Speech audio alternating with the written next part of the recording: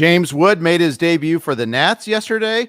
We saw a couple of big free agent bids in our leagues this week, and we're going to review the top performers for June and see if we can learn anything from them. Stay tuned. You listen to the RotoWire Fantasy Baseball Podcast.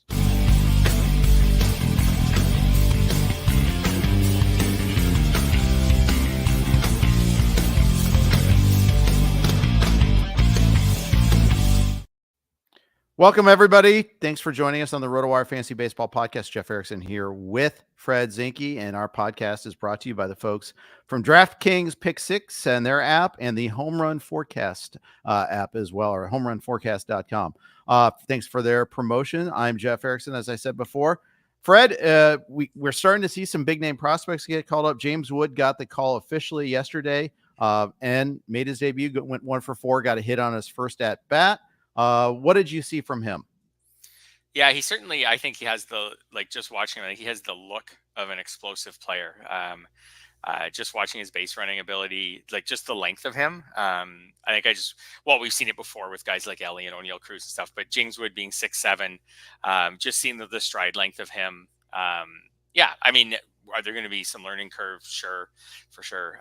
But when you look at his minor league numbers, this year they are Christian Encarnacion Strand-like. That's my ballpark in recent years or my barometer in recent years of someone who's just destroying minor league pitching. But yeah, anyways, watching him last night, you just see that explosive athleticism where for fantasy purposes, he could really fill your stat sheet in a lot of ways as long as he isn't overwhelmed initially by major league pitching. Yeah, that's right. I'm a little wary of their comp there, though, after what happened to CES this year. Yeah. Hopefully plays better, doesn't get as unlucky health-wise either. I think he's a better prospect, too, than CES. He was my guy sure. Who was, so when CES came up, he was just destroying AAA pitching, and he did hit the ground running in the majors. He wasn't like Ronald Acuna or something like that, but he hit 270 last year with 13 homers in 63 games. He's basically last year was a 30 homer player, hit 270. So he had some good initial success, but looking at Wood last night, like I said, I think, and last night the Mets started a lefty. So he's in the lineup left on left. So I thought that was a good sign. I mean, he was going to be in the lineup for his first game anyways, but hopefully which they should just play him every day. He needs to face lefties. If he's gonna be a future lineup centerpiece for you, he needs to be an all-around hitter. So I thought that was good too, that he had some moments even in a game that was started by a lefty. Yeah, that's true. That's true. Wild game. Wild 10th inning at least. So many of the runs scored in that game happened in the 10th inning. Kind of illustrative of the notion that both teams, the Mets and the Nationals, do need to go add bullpen help. Of course, the Mets are dealing without having Edwin Diaz right now, having to shuffle around players a little bit there. They sent down Tyler McGill, for instance, there to try to add another reliever. But still, these are two teams that are in the thick of this wild card race and could use some pitching help, at least on the relief pitching side. Mets might get Kodei Senga back at the end of July, which that is our trade deadline acquisition player for them. We could go down each team and say, identify an injured player and just say, this is our trade deadline acquisition. That or a prospect. That or a prospect, one or the other. Yeah. And we did it early for the Nats. Yeah. And they might do it again with Dylan Cruz too, by the way. So that would be kind of cool to see if they get both of them up. Yeah, I mean, for the Nats last night, the bullpen letdown was actually Hunter Harvey, who's supposed to be their best reliever or second best reliever or something like that. He hasn't been this year, although he's been good up until last night. His ERA blew up a lot last night. When you give up 4 earned runs in 2/3 of an inning as a reliever, it really pushes it up. But anyways, he was supposed to be, and I think still is, someone they can count on. But Kyle Finnegan's having a better year than expected by a lot. Dylan Floro, former Marlin, kind of bumped on and off fantasy rosters at one point with the Marlins. Floro's having a good year for them. Anyways, the Mets, if they want to, I think the Mets definitely need bullpen help if they do want to hang around in the race. I think it's cool that the Mets jump back into the race because they do have some exciting. I'm not a closet Mets fan at all, but this Mets team, I don't know. I find them kind of interesting. If Christian Scott could help them down the stretch, if Senga could come back, there's just a lot of potential there. I don't think we've seen the best of what Pete Alonso can do this year. JD Martinez, I think everyone kind of said, well, you're not with the Dodgers anymore. You won't be that good this year. He's been really good.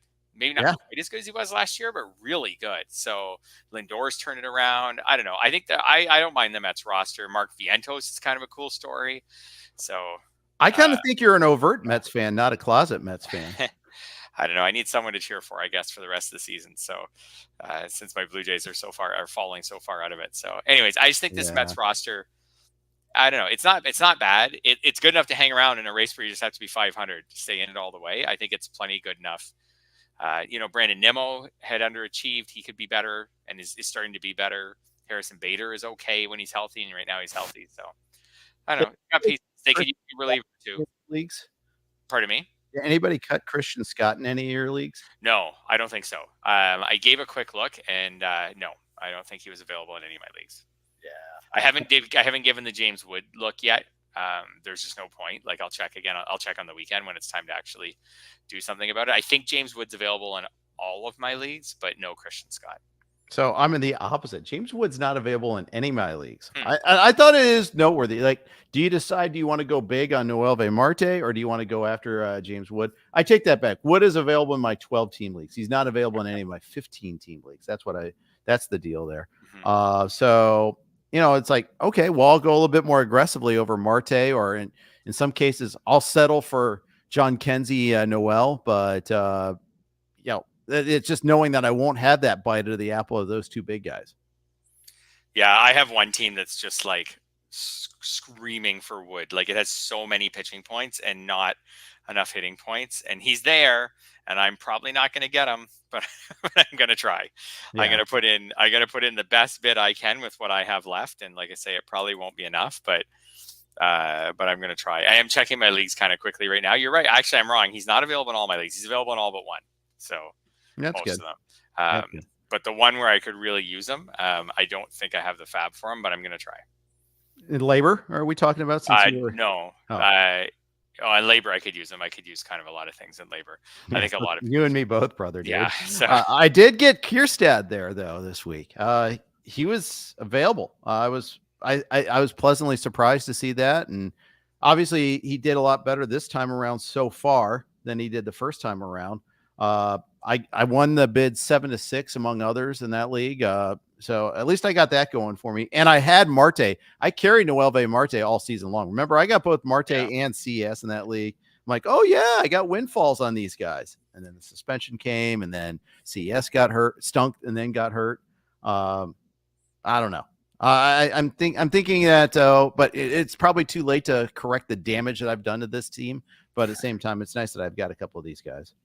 Yeah, we talked about Kjerstad last week, and I was saying that we'll see where this all goes. But I was like, man, especially a week ago, like he was available he was available for 1%, 2% of your budget in NFBC leagues. And I was like, man, I can't believe people are already not willing to pay 1% of their budget to hold him for a week and just see what happens. We'll see where this all goes. He could go 1 for 17 this week, and then they send him back to the minors. But at the very least, like, he hit 2 homers last week, one of which was a grand slam. I know that it's not like his doing that it was a grand slam, but it still will matter to managers and things like as far as playing time goes. Like, that's a big hit in a big moment. So it's going to get him in the lineup. Like, he's going to get opportunities this week. And he got those opportunities this time as opposed to the first time, where it was kind of like he was called up as a hedge against Ryan Mountcastle's fear of a concussion. Instead, he looks like he's going to play a little bit more. We'll see if that carries over and see what happens once he goes on the road. Orioles, I think, have Seattle and Oakland on the road this week, too. Not so great places to hit park-wise. And Seattle, in the case of Seattle, not so great opponents to face also pitcher-wise. So that'll be the other thing to see. George Kirby tonight versus Grayson Rodriguez. I'm looking forward to that matchup. Yeah, that is awesome. They do get to face 5 righties this week, which is good for Kjerstad. I know you and Scott kind of mentioned that. But like you said, 3 of them, the 3 in Seattle, are so good. If he can come out of that series just with a couple hits, just to keep his name relevant, then maybe he sits Friday against the lefty, and then maybe he plays Saturday, Sunday against righties in Oakland, and gets some damage done there. He has an OPS right now of 999. So I know these things fluctuate like wildly when you have so few plate appearances, right? Of course, but still, yeah. Anyways, he's if he can keep that thing up, even in the 800s or something by the end of the week, it would set him up well for next week. If I look ahead to next week, looking ahead to next week is sometimes dangerous, but there are a lot of lefties on Baltimore's schedule. But either way, my bottom line on Kjerstad, and I still just go with this, is like, for the minimal expenditure that it required at the time, we're still talking about one of baseball's better hitting prospects and one of baseball's best lineups.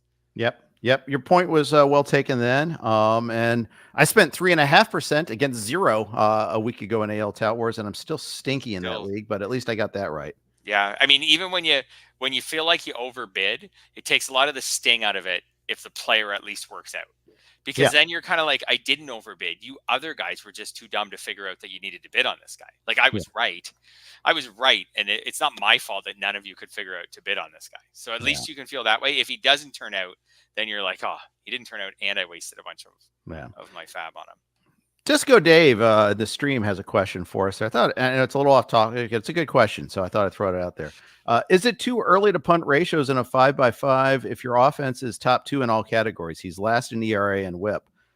I think to answer that question, you need to know. It's also a question of amplitude. Like, how far are you in last in ERA WHIP? Are you like a country mile out of it there?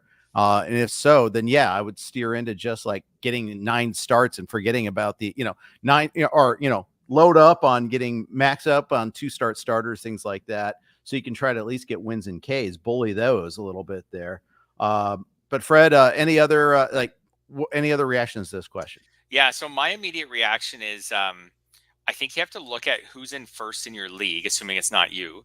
Yeah. And what do you have to, I know that they're going to move, but like, where are you aiming for? Like, for example, I've had years where I've won a 15-team league with 115 points, which isn't like a super high mark, but the league's been really competitive at the top. And, maybe there was a bunch between 105 and 115. And then I've had other years where somebody, has won my 15-team league with 128 points or something like that. Like, you probably can't get to 128 points punting 2 categories.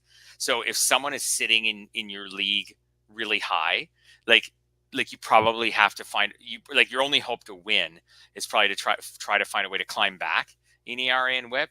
And if you don't get it done, then you don't get it done. But if the person in first in your league right now has like 112, 114, then maybe you make a goal of, I'm going to punt 2 categories and I'm still going to finish with 118 or something. And I'm going to see, that's my goal, and see where it finishes up. So I think that's a big part of the puzzle, is like how high. I know that they're going to move. The person at first may move down, but you can't necessarily count on that, especially if you look at their roster on top of where they are in the standings. Like, if you look at their roster and you're like, oh, they've got a lot of standings points. And when I look at this roster, like, it's really loaded. Like, I don't see like a Bryce Terang or someone like that who maybe will tail off in the second half. Like, I'm not saying Terang will, but he certainly could. He's certainly more likely to than Bobby Witt or something like that. So, I think that's what I would figure out first. What am I aiming for in points? And am I aiming to finish first? Like, is that the all or nothing for me in this league? Or would I be satisfied with punting 2 categories and finishing anywhere in the money? Yeah. And, because knowing that, you're going for first may knock you out of the money if you fail. That's the sort of mentality that I think it's the viewing of it as a trade-off, I think, is the interesting thing there. Let's talk about a couple other news items. Detroit Tigers had some bad news today. Jack Flaherty is going to miss a start this week. He got stayed in LA, got more treatment on his neck. I think he got another injection. So he's not gonna pitch this week. So hopefully you can still swap him out in your league. He was originally scheduled to pitch Wednesday against the Twins. Now they're thinking next week against the Guardians there. So it looks like currently now it looks like Montero is getting the call up to that's Kiter Montero is going to get the call up and to replace Flaherty. Hasn't been placed on the IL yet, though, is the tricky part there. So hard to say, when we're going to get to Flaherty there, but it looks like it's just 1 start. Yeah, if you have Flaherty, you're hoping, I think, that he doesn't get placed on the IL and he just gets pushed back a few days and you get him at the start of next week. Because if you get him at the start of next week, you'll get 2 starts next week. So, maybe you were going to get 1 this week and maybe only 1, maybe 2 next week. But now you'll at least just still get the 2 and you can replace him for this week. Next week, he would be home to Cleveland, home to the Dodgers. So 2 actually really hard starts. But the way he's been pitching this year, you would want him active no matter who he's facing. It obviously is super, super important to the Tigers that he's healthy at the end of July, because if he is, he's going to be a really coveted candidate for them to trade. Yeah, that's right. And if he's not healthy, it just takes 1 more starting pitcher off the pile. Yeah. This is a redux of last year there, where we kept on losing teams and players with inventory, if you will, there. But the Tigers, I mean, they strike me pretty clearly as a team that's not going to be in the playoffs. 38-46 right now. They did win on Sunday, but they're 8 games now out of the playoffs. Of course, so are the Texas Rangers, the defending World Series champs, and so are the Toronto Blue Jays, who everybody thought was a contending team going into this year. Maybe just on pure record, all 3 arguably should be sellers at the deadline here. And I think the Rangers are going to actually make that soul-searching discussion if the things don't get turn up in the next month here. Yeah, I think the Rangers are probably going to take it right down to the wire. I think that the Blue Jays say they're going to take it down to the wire, but they're not. Like, I think the Blue Jays are easy sellers now. I think there's a great appetite around Toronto for the Blue Jays actually to sell. Like, when you look at, like with Romano hurt, like, they've just got so many injuries to the bullpen. It just doesn't even look like when Houston was struggling, you looked at them and you were kind of like, listen, if this team gets a little better pitching, like they could take right off, like starting pitching, they could take right off. And voila, they have. Right. Toronto doesn't look like, you look at the lineup, you look at the bullpen, you're like, this isn't a playoff team. Texas, I'm more on the fence. They have Scherzer back now. Like, I think they'll play it right down to the wire and see how July goes.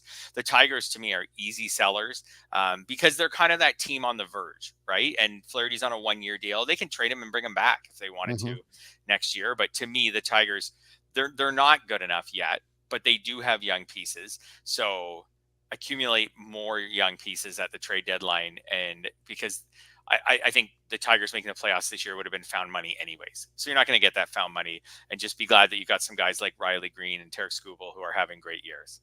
Yeah, I think that's right.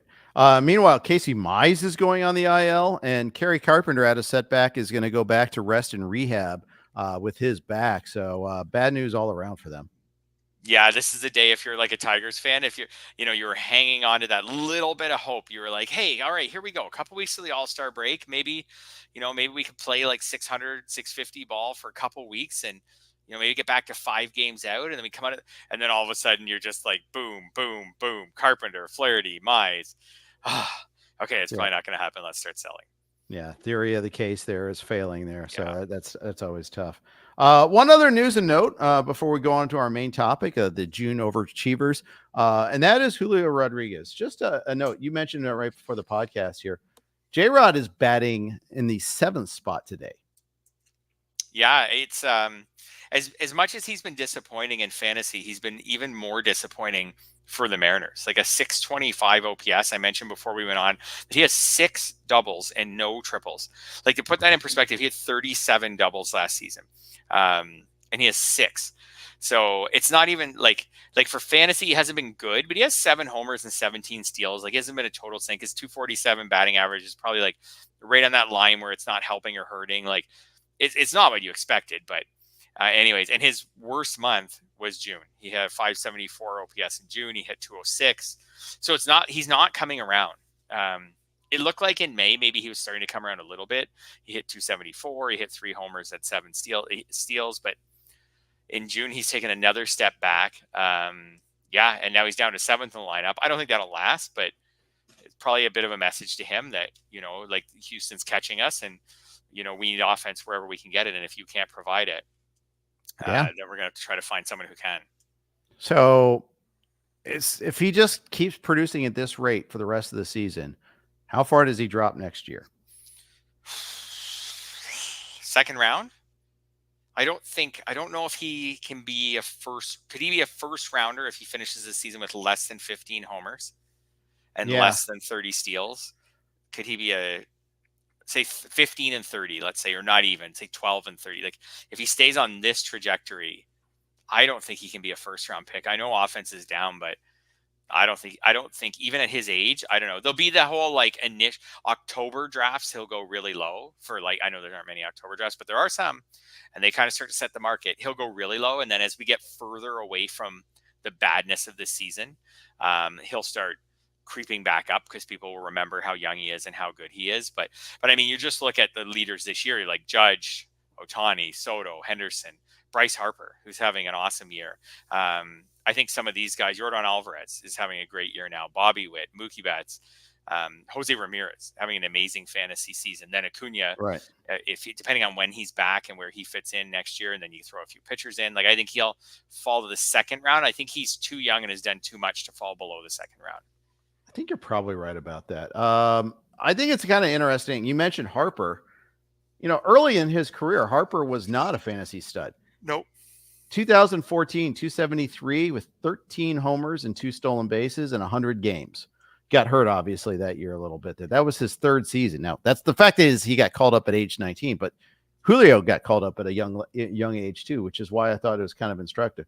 And then after that, the next year, 2015, he blew up. Harper did. Yep. 42 homers, and he hit 330. So, it just shows like that's why I think people are going to still bet on. I think it'll be I think if J-Rod, if he doesn't like markedly improve, will probably be like at the 15, 16, turn there in a 15 teamer. Yeah. 12, 13 and a 12 even. I think someone wants to bet on that. There is my guess. The big difference though I see with him and Harper is that Harper early in his career, even when he wasn't like a fantasy stud, he was like still a really good hitter, great walk rate. He had some down years there, but his down years would be like an 800 OPS. He was always someone who was better for the Nats. Other than a couple seasons, he was better for the Nats than he was for fantasy because the walk rate in some of the years was ridiculous. So, I mean, you had a year with Bryce Harper where you had a 249 average and you're like, oh, but then almost 400 on base percentage that year. Whereas Julio this year so far he's been like a really bad hitter. Like he's 625 OPS. Like Bryce Harper's never gone down anywhere near where in his worst season, he's never gone down anywhere near what Julio's done this year. So that's what I'd like to see from him down the stretch is just him. Like, could he in the second half, and we are in the second half from a schedule perspective, like in the second half, could he at least just be like a 750 OPS player where you're like, okay, this guy is actually, a pretty good major league player. Yeah, it's late to call it a slow start. We're too late in the season for that. Yeah, I mean, we've seen it before. Jose Ramirez did this. I can't remember exactly which year. Oh, yeah, it's the summer of J-Ram. I remember about 3 years ago, right? About 3 years ago, he had this just abysmal first half, and then all of a sudden in the second half, was totally back to normal. And then he got hurt, though. And then he got hurt. That's right. Got hit by a pitch. Yeah, I vividly remember all that. I remember evaluating him after the season and just saying, like, do we throw out the first half? Do we count the second half as who he is? And all these things. So, he did that a few years ago. I don't know. I don't think Julio can fall I don't think you can go from pick 2 or 3 at his age out, like with no injury outside of the second round. I think you at least sit in the second round. I agree. I just don't know if he'll get in the first round. I think he'll get maybe in a 15 team league, like early second, like and it's just whatever, like right around that 1-2 turn, right? Yeah. You pair him with a slugger, or you pair him with a starter or something like that. I wonder if it's even possible to buy low on him this year in a redraft. In a dynasty, no way. But not in a dynasty, probably not in a dynasty. But I think because in a dynasty, he's probably sunk his team. Well, it depends. I guess there's so many leagues out there, but if he sunk his team, you're better off hanging on to him. In a redraft, I think you could totally buy low on him. Julio or Rafael Devers the rest of the season. Like someone, especially depending on how they're doing in steals, might just say, "Hey, I'll take Devers, who's hitting 286." Yeah, my third baseman stinks too. I can find an outfielder. I can't find the third baseman. How about Julio or Marcell Ozuna? Like probably 10 rounds apart in drafts. Oh, one of them's hitting 300 with 21 homers and 67 RBIs. Like, does Julio turn that around immediately, or are you better off with Ozuna? Yeah, there'll be several rounds apart next year. I probably couldn't do it myself. I see the logic for it there, but especially because Ozuna is not outfielder eligible anymore. Either. I know, but it would just go into your roster, and whether you need the outfielder or not, whether you need the steals, or whether you would, or whether you take the power. Like, I'm not saying you can't trade him for Jerks and Profar or something like that, but someone like Ozuna who hits in the middle of a really talented lineup, like it's easy to see a way, even if Ozuna regressed a bit, like it's easy to see a way where he could hit 2, and he's done this before, had great seasons. Like it's easy to see a way he could hit, say, 285 with 17, 16 more homers the rest of the way, and that'd be better than what Rodriguez could do. So I think there is a path to buy low on him, and maybe that would make some sense. Maybe if your team is doing well despite Rodriguez, it might make sense to jump off and not continue continue to throw good money after bad, like continue to bet on the bounce back. Like that might be the scenario. I think if you have Rodriguez and your team's not doing well, maybe you just hold on to him, because your path to coming back up would be for him to have the monster second half. Right. But if I had a Rodriguez team that I could trade and was in the money, yeah, maybe I play it safe and just take like an Ozuna, a Devers, someone like that who's just maybe like a safer Vladdy Guerrero, who's come around and is hitting now for average and some power and things like that. So I don't know. Yeah. CJ Abrams, there's another one. Yeah. Well, that name might come up in a little bit here. So we'll see about that. Yeah. We are going to hit up our June super strong performers, and whether it's buy, sell, or hold with them, kind of the converse of what we did last week with June slumpers. But first, going to get you quick notes from our sponsors, both DraftKings and Home Run Forecast. Let's start off with DraftKings and their Pick 6 app. Did you ever play the over-under game with your friends? Think I can eat that slice of pizza in under 30 seconds? Or I know it'll take you over a minute to down that 2-liter? If you have, then you're going to love Pick 6, the new fantasy game from DraftKings. Here's how to play during baseball season. Pick between 2 and 6 players and choose if they'll have more or less of a stat, like runs, hits, strikeouts, and more. Track your picks and play against others for a shot to win huge cash prizes. That's all there is to it. Download the new DraftKings Pick 6 app and use code RWPICKS. New customers play $5 and get 50 in Pick 6 credits. That's code RWPICKS for new customers to play $5 and get 50 in Pick 6 credits only on DraftKings Pick 6. The crown is yours. One per new customer. Non-withdrawal Pick 6 credits expire in 6 months. Limited time offer. Gambling problem? Call 1-800-GAMBLER. 18 plus in most eligible states. Not available in all states, including New York and Connecticut. Eligibility restrictions apply. Void where prohibited. See terms at pick6.draftkings.com/promos. We're also sponsored by the good folks at Home Run Forecast. Can certain weather conditions lead to more home runs? The atmosphere can affect how far a baseball flies by 20%. Home Run Forecast measures the weather conditions at a ballpark to tell us if the atmosphere is good or bad for ball flight during a game. An index value that rates the air is created for each game and ballpark and is displayed on a scale from 1 to 10. Home Run Forecast premium site offers index values by the hour for each game, 24-hour forecast, wind direction and speed, and even whether the roof will be open at certain stadiums. Home Run Forecast is offering a special for the start of the baseball season. You can get access to the premium site for the entire season for only $28, a savings of nearly 30%. Go to homerunforecast.com/RotoWire right now to sign up. All right, Fred. Let's talk about the concept that we're doing this week. You set it up last week with the June non-performers. We're going to go the opposite side of the spectrum with June overperformers. Yes, we're going to look at, we'll have to decide if they're overperformers. At least they're the best June performers. Strong performers, yes. Yes, the ones who had the best Junes, both pitchers and hitters. And you can pick out the names that you think are the most interesting to discuss. And maybe I'll throw some out too if there's some that I think we really want to discuss. But some of these like make perfect sense. But Aaron Judge, whoa, whoop-de-doo, he had a great June. Oh, I didn't know that. But some of them are really surprising, I think, and where they're going to go from here is interesting to discuss. The answers may shock you. Yeah. Let's start off with let's go with starting pitching. George Kirby pitching tonight up against Grayson Rodriguez. After a slow start, he's really kind of picked it up. Had an ERA under 2 for the month of June.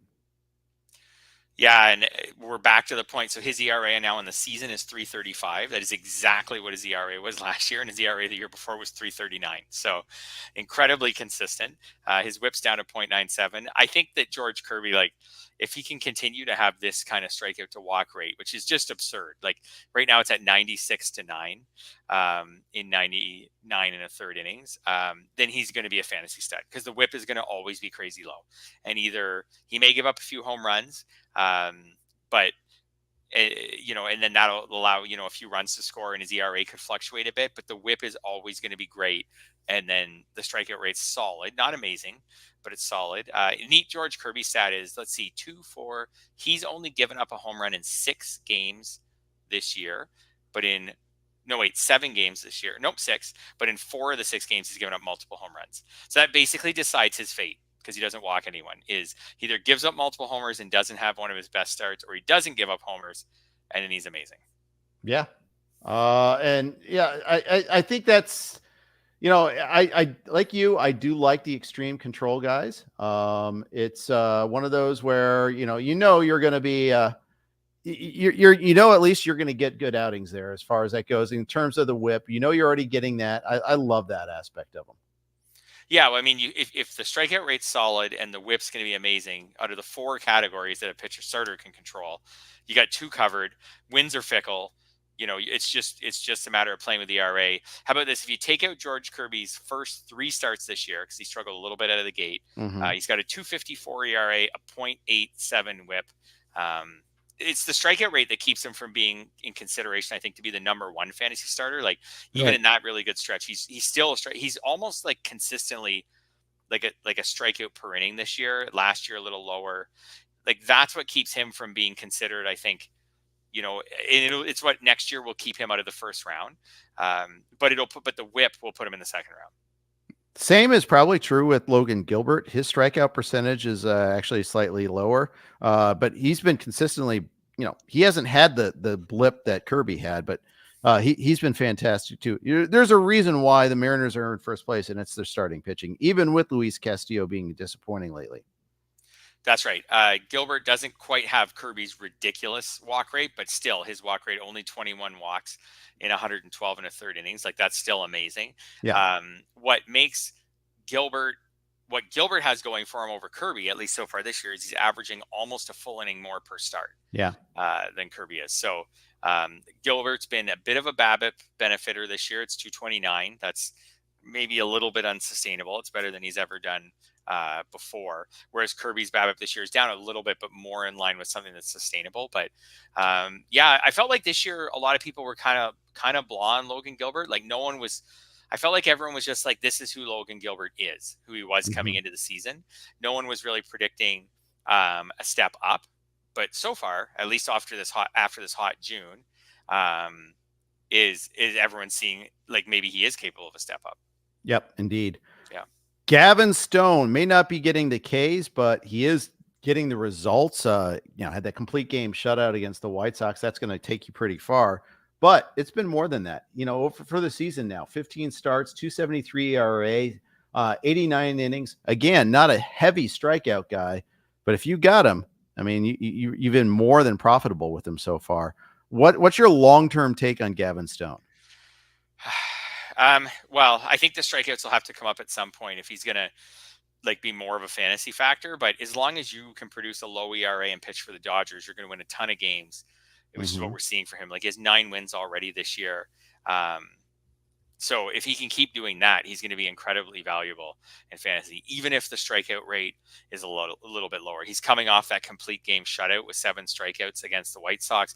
I mean, he's got 7 strikeouts in each of his last 2 starts. So part of me, I look at that and I'm like, oh, maybe we're starting to get somewhere. I don't know. It's 2 starts. One of the starts was a 9-inning start. So actually the strikeout rate's not super high still. He just happened to go really deep into the game.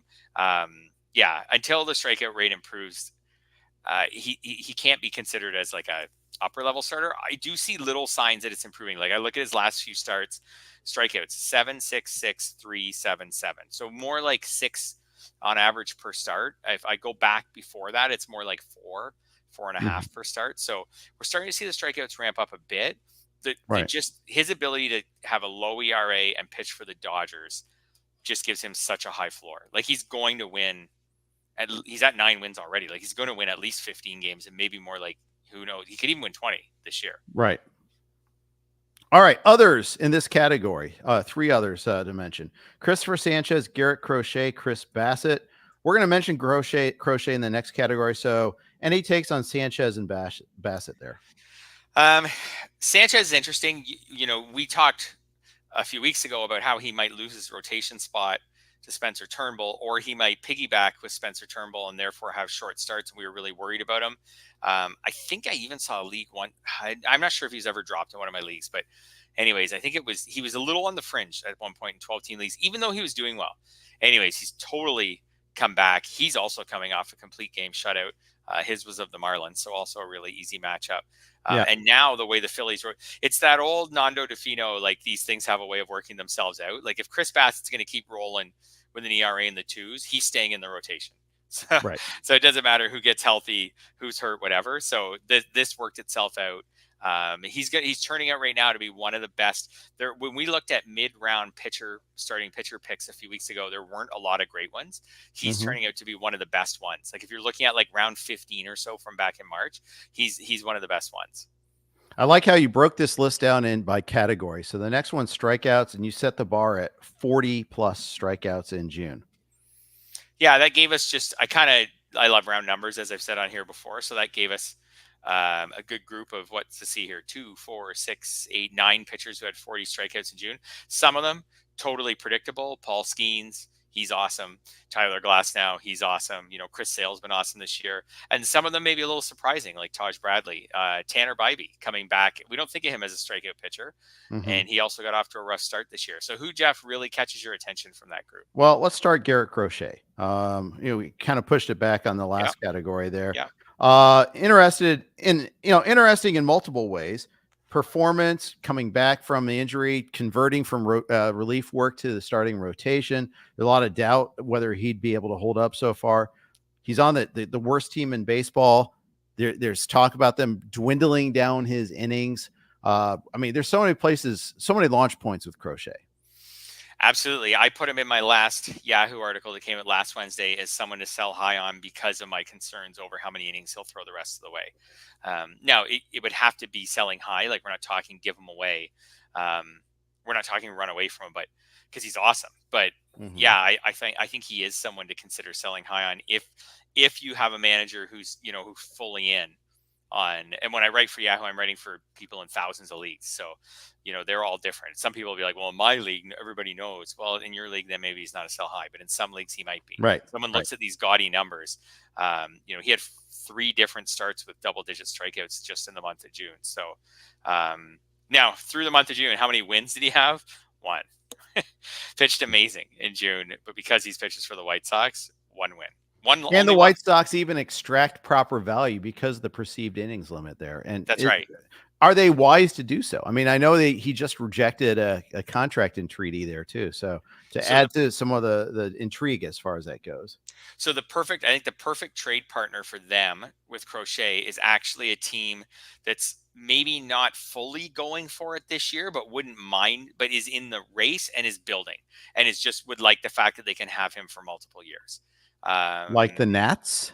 Yes, the Nats would be a fit. The Pirates. James Wood for Garrett Crochet. Who says no? The Nats. The Nats. Yeah. Just the consistency of just the consistency of that. But if I thought about maybe the Royals, same thing. The Royals feel I think feel like they're building. Maybe the Twins. The Twins are kind of in the race, but not totally in the race. But I think they feel like they want to be around for a few years. They're not. I don't think of the Twins really as a fully veteran team. I don't know. That's a tricky one because I think I think that they were considered the favorite to win the division going into the year. Yeah. Cleveland kind of turned that on its head, but I don't know. They already have some pretty fully formed veterans in that, but yet their most important player is Royce Lewis, probably. So I don't know. The Brewers could be an interesting one. I don't know how the Brewers they have a chance this year. I'm sure they'll do nothing. Probably. Maybe I'm just cynical, but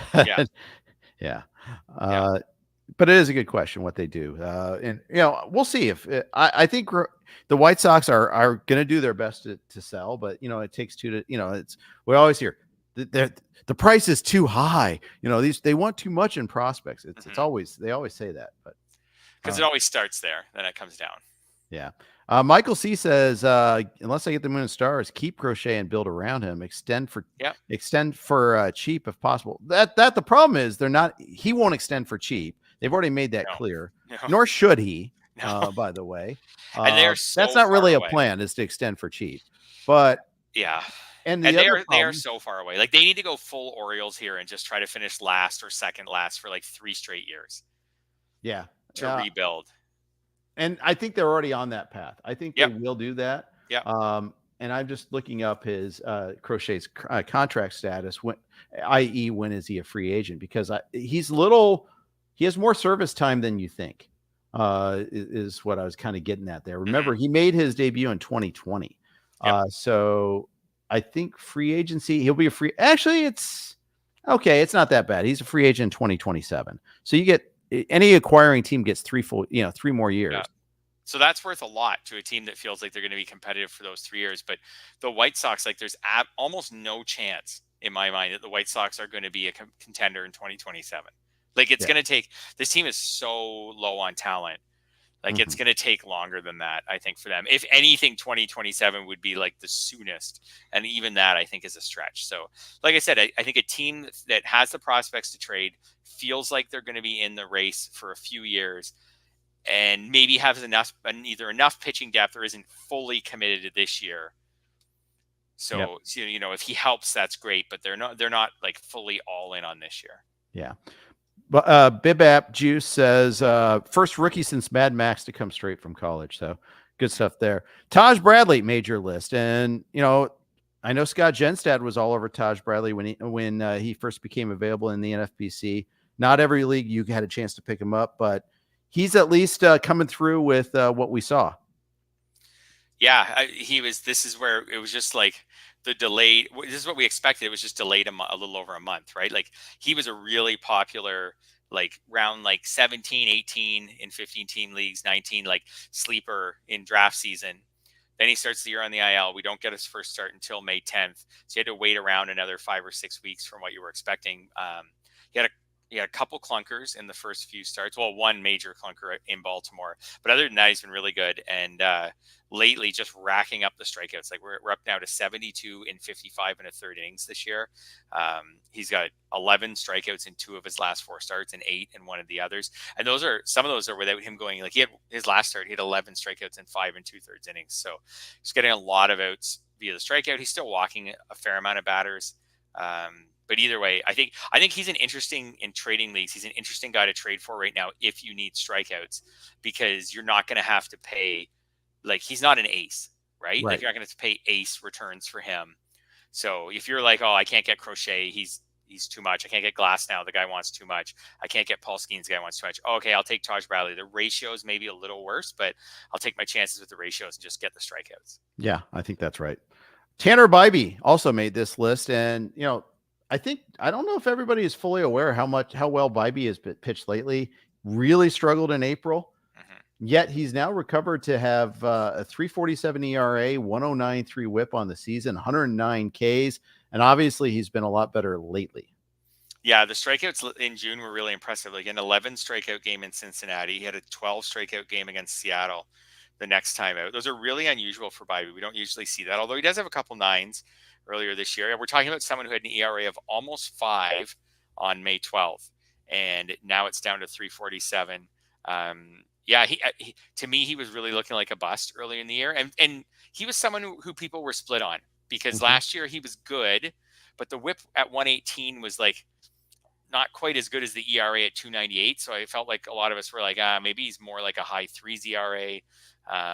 What we've seen this year without any BABIP help is the WHIP has come down. So he's improved his walk rate significantly. And by doing that, he's managed to bring his WHIP down without batted ball luck. So this seems sustainable, and we shouldn't really be too surprised that a Cleveland organization that I feel like constantly churns out effective pitchers has done a great job with him. Yeah, and there's a reason why we were drafting him where he was, that he showed enough of this last year that we were excited about him. And actually, I frankly was surprised he got off to such a bad start.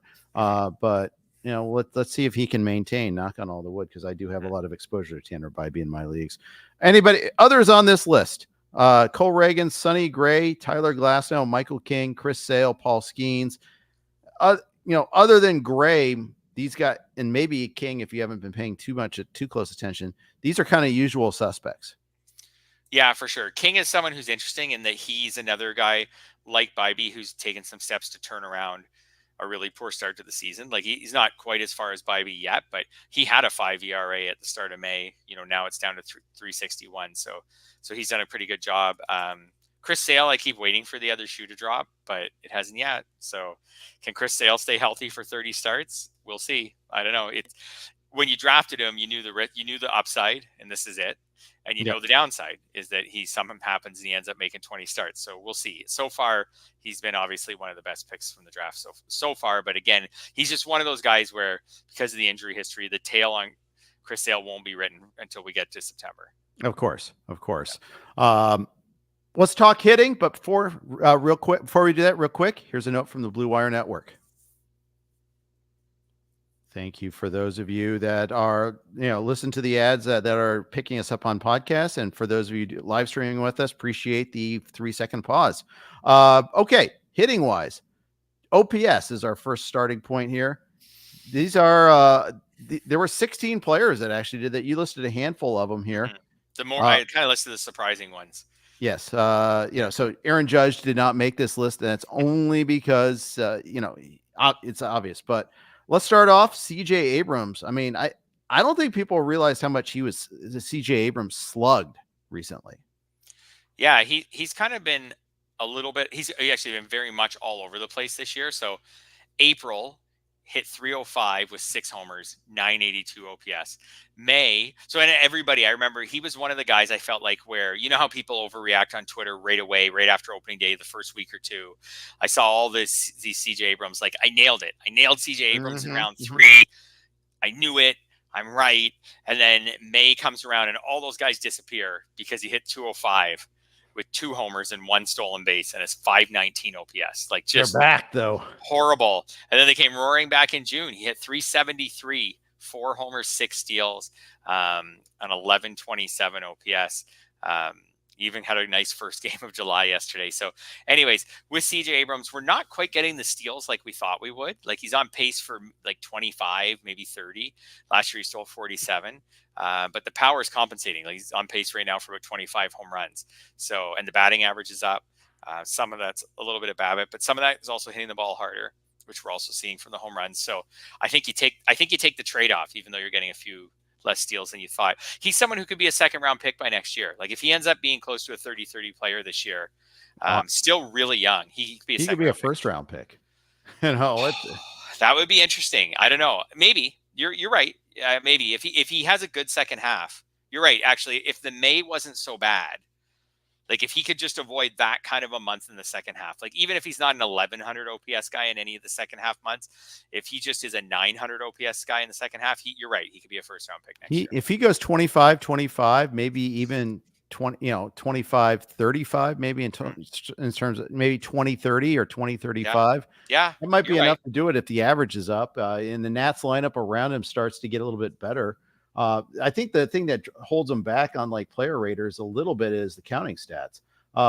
He's got 52 runs scored so far, which is not bad. Yeah, not bad. But it's not in that same universe as the better teams. But, they just called up James Wood. If they call up Dylan Cruz and he hits right off the bat, then all of a sudden, maybe you've got a real lineup behind Abrams a little bit there and the counting stats improve. I think that's the next step there too. So I could see it. I don't think it's a sure thing, but I don't have to squint to see it either.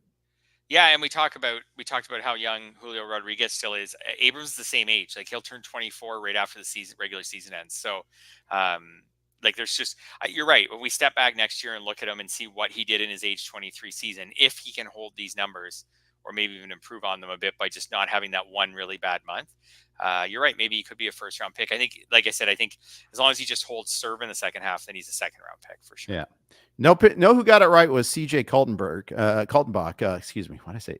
The Siege. It takes a CJ to know a CJ. He told me the night before the NFBC main event, because he was also drafting 1.1 like me. Goes, I'm definitely taking Abrams at the 2-3 turn. Oh, there you go. He did, and it's worked out pretty well. Would have been worked out better if Gunnar Henderson was taken by us, but man, still not gonna. I'm not done kicking myself on that one, Fred. And Abrams at the 2-3 turn in the main is about, it's probably more similar to taking him even 24th or 25th in a typical league because of pitching getting pushed up. In the main, like he would have been taking him over pitchers, like I said, or over hitters. I should have said who were going easily in the second round in a typical draft. So, like we saw guys like Devers, Vladdy, some of those guys fall way down in the mains. certain main events drafts because pitchers were being pushed up. So anyways, good for him. Like I said, looked great in April, terrible in May, great in June. We'll see where it goes from here. It's like a Frank Sinatra song, I think, in there somewhere. Yeah. Others on the list. Tell me who you want to talk about. Ketel Marte, Jarren Duran, Jonathan India, Carlos Correa, and Brandon Nimmo. I think Duran is interesting because I think there's some serious Duran fans out there. I know there's a Duran joke in there somewhere, but anyways, Duran is for the second. They're notorious for that, but that's all right.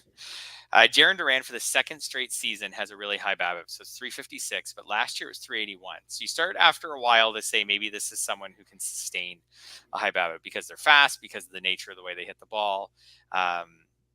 Anyways, his at-bats and plate appearances this year are now, he's hit a point where they're almost identical to last year, and the homers are almost identical, and the steals are almost identical, and the batting average is almost identical, and the RBIs are almost identical. So we really have 2 years now of seeing that this is 2 years of, 370 or so plate appearances of saying this is who Jarren Duran is. It's become a sample size that feels pretty believable. Yeah. I think you might be right about that. I was going to say this guy's maybe like a 15, 16 homer, 35 steal. If he's got a helpful batting average. I don't think he's quite CJ Abrams. I think Abrams has more power. I think Duran scores more runs. And the question is, who has the more sustainable batting average? I think that's the way I'd look at it. Yeah. And I mean, looking ahead to drafts next year, Duran's 4 years older, but by no means old. He's still in his 20s. He could be next year, even like when I talk about next year and people would be like, oh, next year's so far away. Some of this is relating back to like the trade market for this year. Yes, of course. And thinking about, if you start thinking of Duran as maybe a 3rd round player, I'm thinking 15 team leagues, definitely a 4th round player. That's kind of how you value him on the trade market. I think if Duran goes 20-40 and scores 100 plus runs, he'll be a 2nd rounder. Yes, no. I think I'm going to guess that he falls short of all that he's more like 15, 16 and like 34 or something like that. And then he ends up being like a maybe 3rd or 4th, or definitely 4th rounder. He's also young enough though, that people are going to say, hell, this is sustainable. We're going to build off this. He'll be batting atop a great lineup in a great ballpark in Boston. So I think that kind of contributes to some of the elevation there too.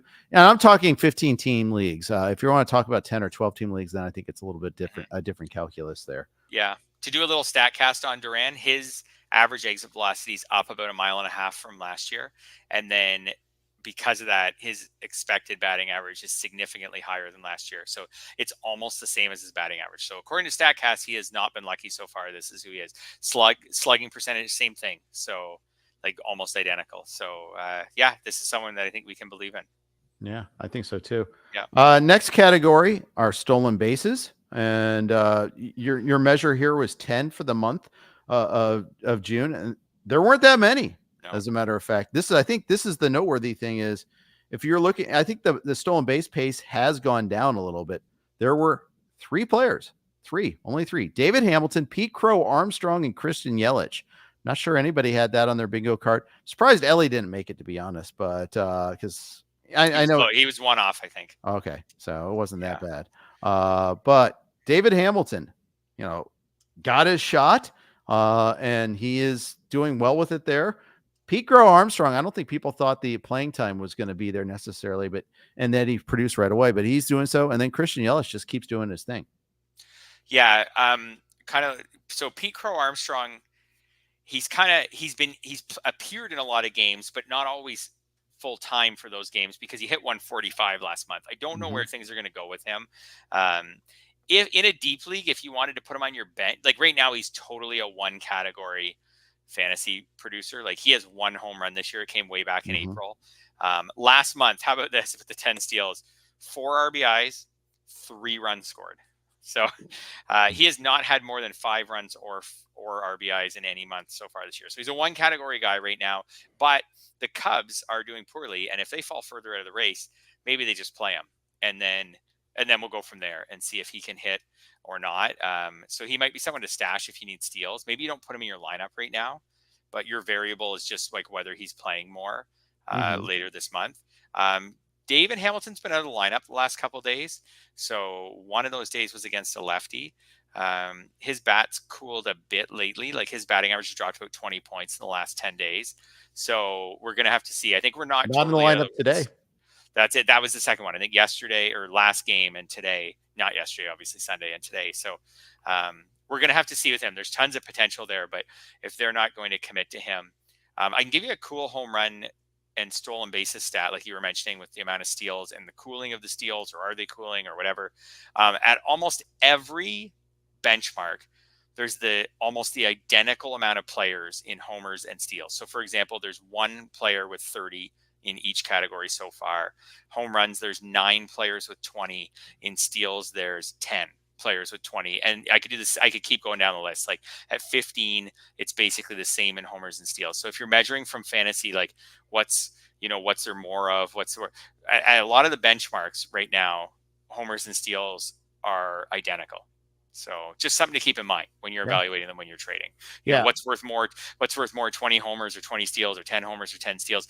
We can always get into the homers are worth more because you also get a run in an RBI and helps your batting average. But if you're weighing them in like an SGP sense, you're already weighing that because you're also measuring their runs and their RBIs and their batting average. As far as just pure homers and steals and where players are at is on the upper ends of the league, it's almost identical.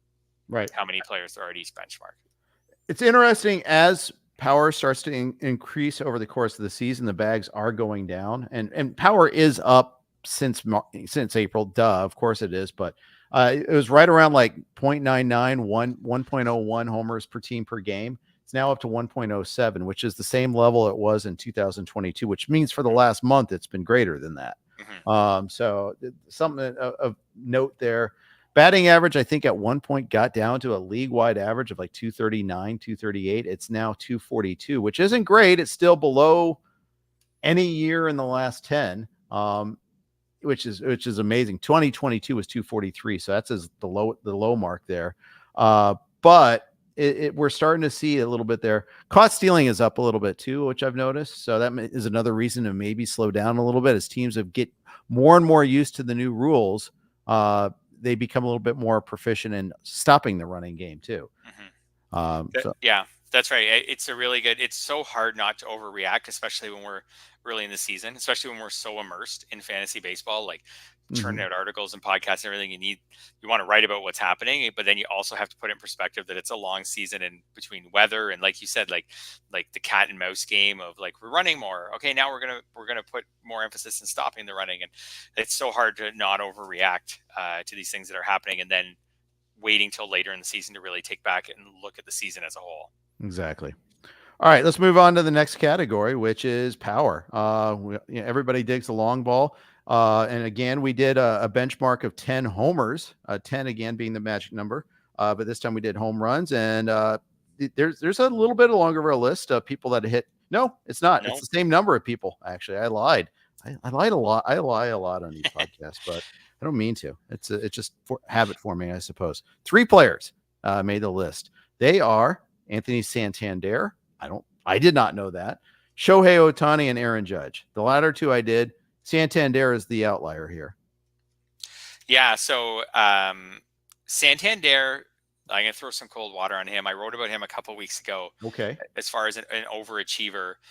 If you believe in StatCast data at all, StatCast has had him with a massive, so his average exit velocity this year is only 89 miles per hour, which is pretty crummy for a power hitter. It's worse than it's about a mile per hour worse than the last 3 seasons for him. It doesn't mean that he can't hit for power. It's just, this is a lot of power for someone like that. His slugging percentage this year is .503, but his X slug is .454. Like, it's 49 point gap's pretty significant. Right. He's a .230 hitter, so he's not helping your batting average. He has to hit for power to help you. We know that Camden Yards isn't going to just help someone with power numbers. He is a switch hitter at least, but we know that Camden Yards isn't going to really help a power hitter. So far, he's been getting past that. He's hit, I was going to say a lot of his homers. He's hit most of his homers from the left side, but he obviously bats from the left side a lot more often. I'd say the ratio is actually pretty similar. Anyways, if you believe in StatCast data, he's hitting over his skis right now from a power perspective, not from a batting average perspective, but he's also not helping your batting average. So I view him in some leagues as a bit of a sell high. Depends on where you are in power categories and what you think you could get for him. But he is among the league leaders in home runs, so you may be able to get a lot. And, I could sell him in a trade offer. He's among the league leaders in home runs. He's among the league leaders in RBIs. He plays in one of the best offenses in baseball. He hits in the heart of the order. To someone who's right in a tight race in homers, maybe you could get more for him than he's worth. Yeah.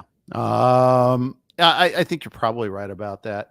Orioles, again, I suspect you're going to see some change. I don't know if it affects Santander necessarily, but I do think there's going to be some movement on this team involving their young players, involving some of their outfielders. Probably it'll affect the playing time a little bit. Yeah, well, we've talked. Yeah, for sure. We've talked all year. That's a crowded lineup.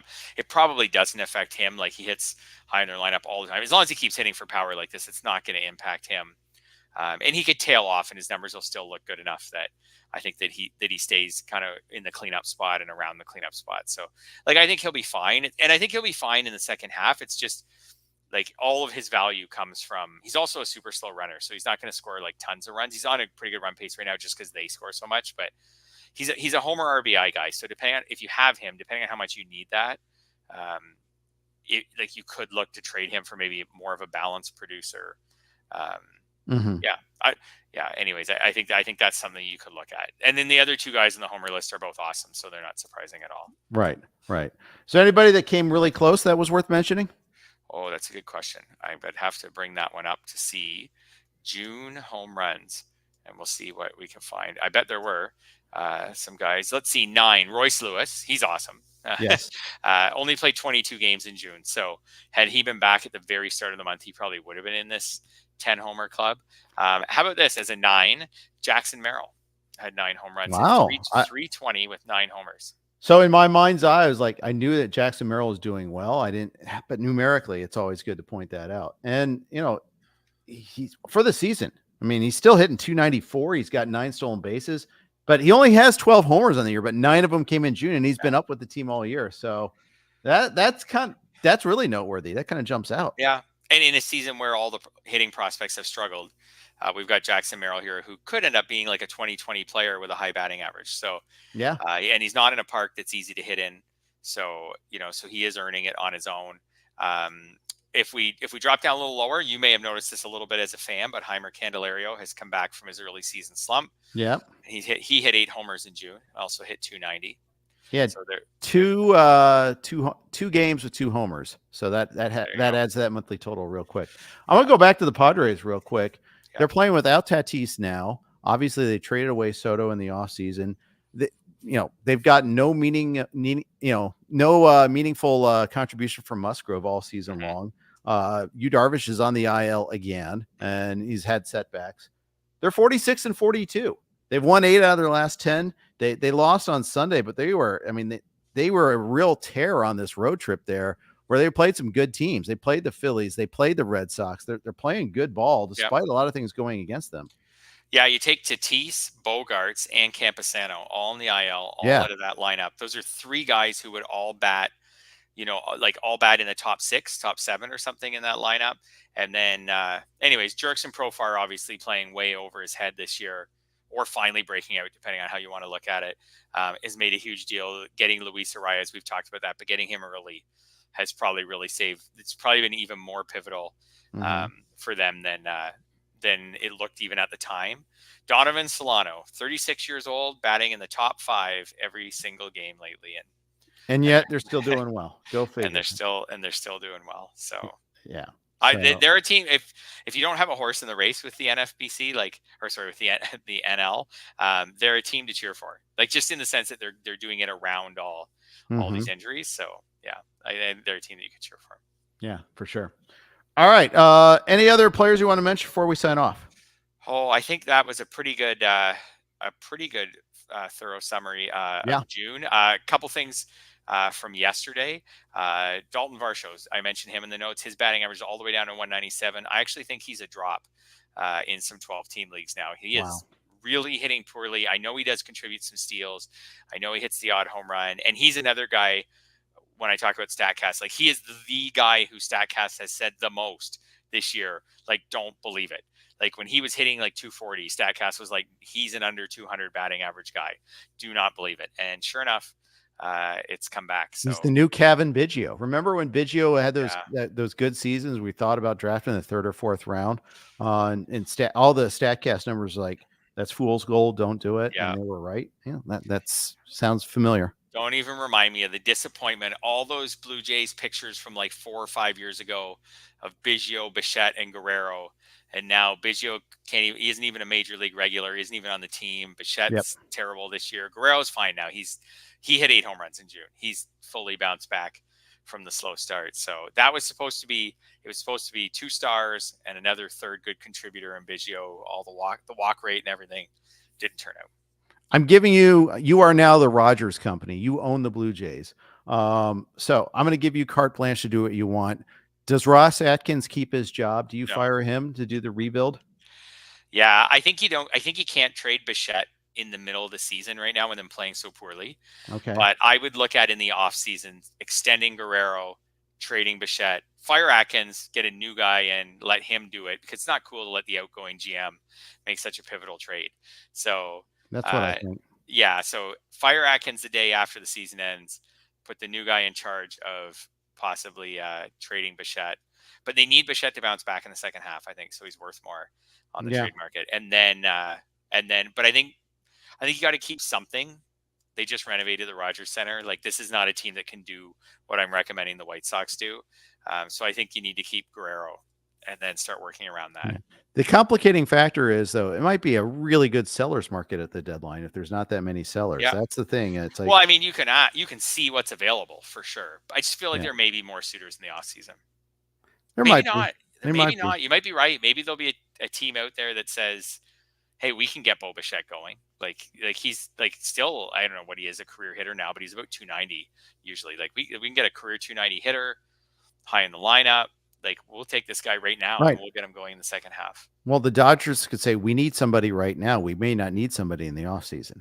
That might be the mentality with Mookie out right now. That's one of the teams I was thinking of. It Bichette to the Dodgers would be. And Mookie can play basically every position, so they can figure out where to play Mookie and Bichette and everything once Mookie's back, and even going into next season, they can figure that out. So yeah, with the Dodgers, I don't know. They've certainly got a lot of prospects, but I think maybe I don't know. I think the Jays are going to be stubborn. I think they're going to extend them both. Yeah, and I agree with the general principle, though. The architect of the failure should not be the architect of the rebuild. Right. And that's why I asked the question. So we'll see what happens there. I also know that when you trade for prospects, often you look back on the trade in 5 years and think, now the Nats aren't saying that with the Juan Soto trade. They're looking really good right now. But often you look back and you're like, oh, what did we get for this guy? Look at Miguel Cabrera as a good counterexample. Yeah, exactly. The Marlins did not do well in that trade. All right. We are going to wrap it up right there. Thanks, everybody, for tuning in with us. Thanks for all the good comments in the live stream. If you like this, please hit that like button, subscribe as well, and give us a review. If you want more content, go to rotowire.com/pod. You get a free peek behind the paywall. No credit card required. We got James Anderson tomorrow, and then we'll be off for the 4th of July, so no Thursday podcast this week. Thanks again for listening to RotoWire. Have a great day.